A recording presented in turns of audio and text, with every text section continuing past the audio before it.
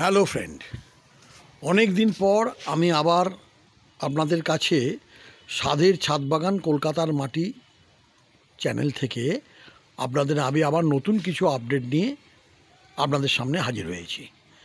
এই দেখুন আমার সেই বাড়ি ওয়ান মালটা, যেটা এবছরের ফলন। এই দেখুন আপনারা দেখতে পাচ্ছেন এবছরের ফলন কি পর্যাপ্ত পরিমাণ হয়েছে, সেটাই আমি আপনাদের সামনে আজকে দেখাচ্ছি। এই হচ্ছে আমার বাড়ি ওয়ান মালটা, যেটা আমার এই 5 বছরের গাছ।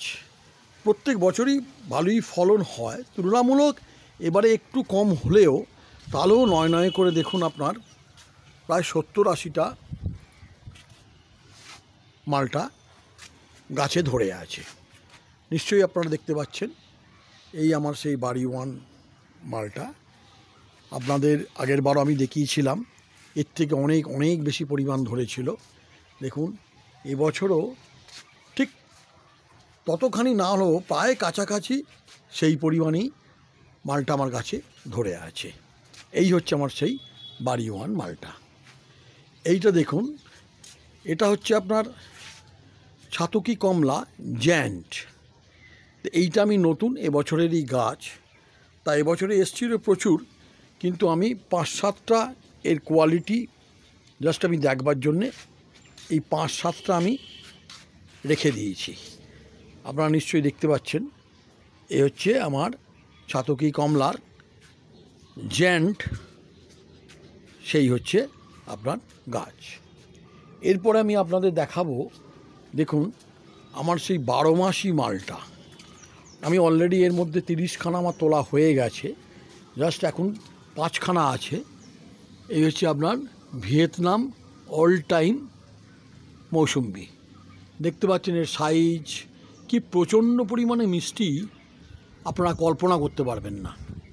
এ আবার ফুল আসবে, বছরে মোটামুটি 2-3 বার হয়েই থাকে। এই হচ্ছে আমার সেই Vietnam all time mosambi. Already আমার তোলা হয়ে গেছে, আপনার 20-25টার মতো তুলে আমার খাওয়া হয়ে গেছে। এই কয়েকটা শুধু রেখে দিয়েছি খান 5-একের মতো, দেখতে পাচ্ছেন। এই হচ্ছে আমার সেই ভিয়েতনাম অল টাইম। এটা আমার লাল জামরুল অস্ট্রেলিয়ান, আপনাদের আগে আমি দেখিয়েছি। এবছরও ফলন হয়েছিল, ফলন হয়ে যাওয়ার পর বর্তমানে গাছ আমার এই রকম আছে।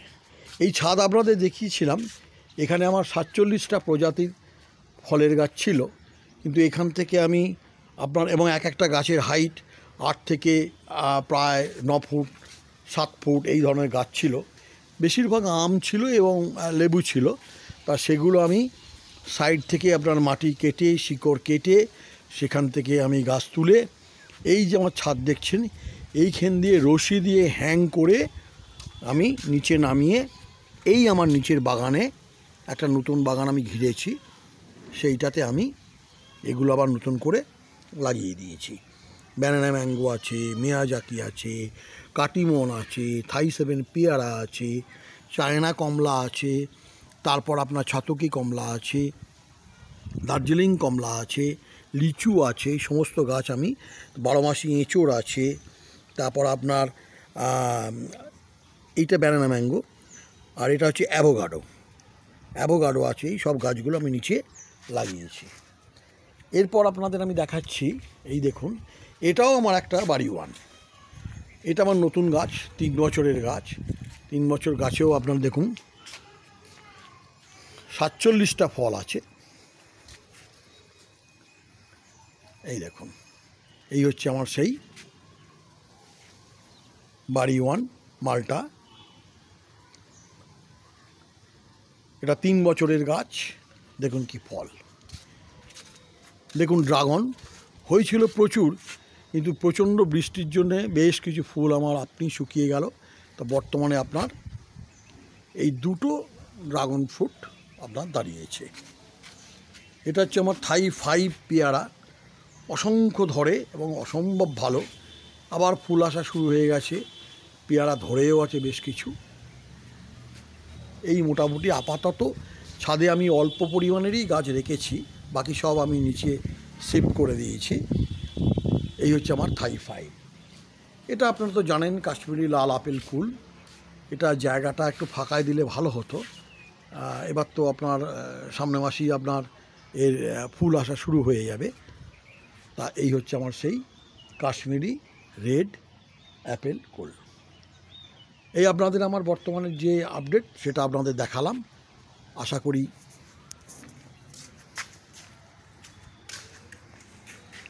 আপনাদের ভালোই লেগেছে। আবার পরে সমস্ত এই গাছগুলোতে ফল আসলে আপনাদের নতুন করে দেখাবো। নমস্কার।